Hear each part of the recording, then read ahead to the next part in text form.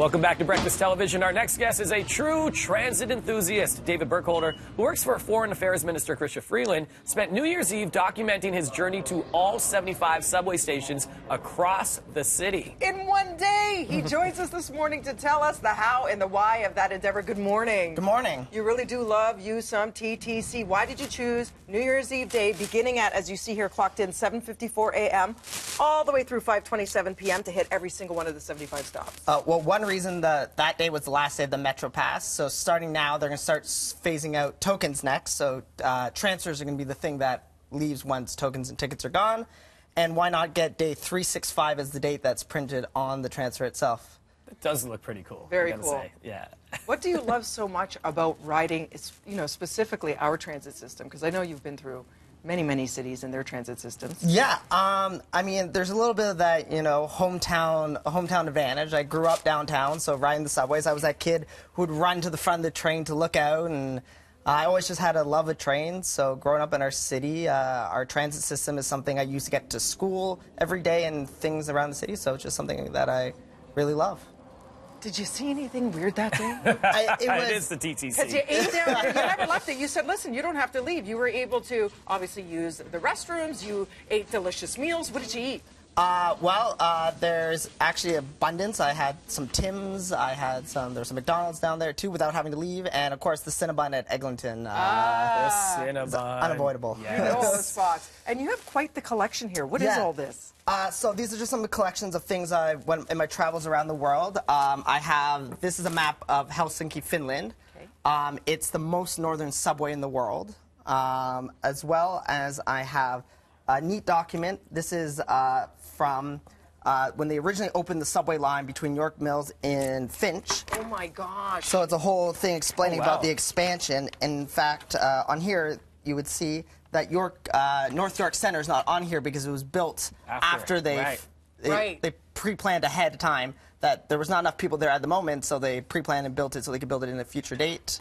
With your kind of enthusiasm, were you able to go, you know where they filmed Suicide Squad, which is like... Lower Bay. Lower Bay? Yeah. And then there was that area that's used for movies that's closed off? Yeah. Is that the same area? Yeah. Were you able to see that? Not this time around, but I have... should allow it for you. I've done it a couple times before on open doors and such. You also have a transit map of, like, all the transit maps of the world. So this is a book that has a collection of all the transit maps from all around the world. So everything from London to Tokyo to New York and a bit of their history. And have you gone through London's too? I've gone through London It looks like a spaghetti, a bunch of spaghetti noodles. How do you navigate that? Which one are you most impressed with that you would like to visit?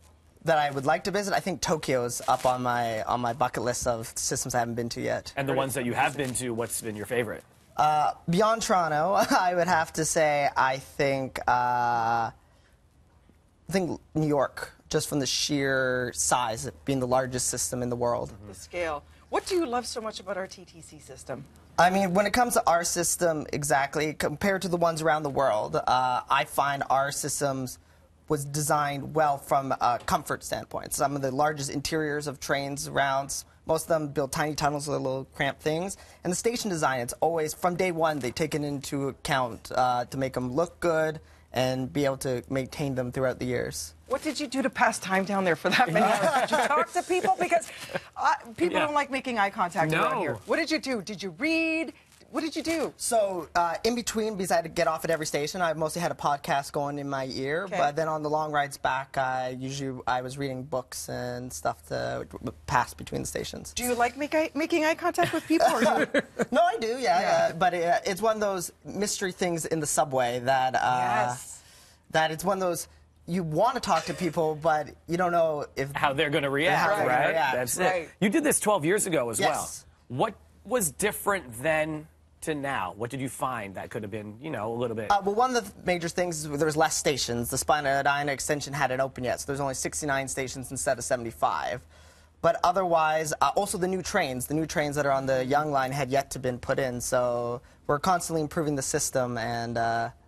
If there's something you could do, since you know it so well, to improve. Yes.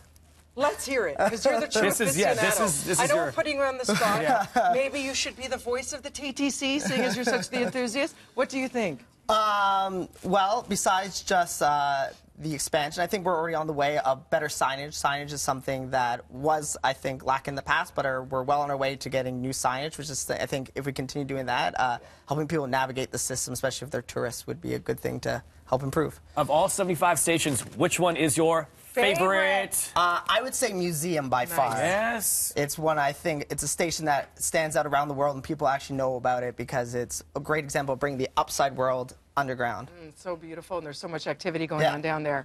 What about your day job? This is a passion project. What do you do during the day? Well, in my day job, I work in Christopher Freeland's constituency office, so politics is my day job, but this is my side passion. Very cool. Thank you so David, much for taking the thank time. you. It's such a cool story. Where do we follow you on Twitter? At David Burkholder. Awesome. Perfect. Right now we're going to check in with Stella. She's at the Motorcycle Super Show.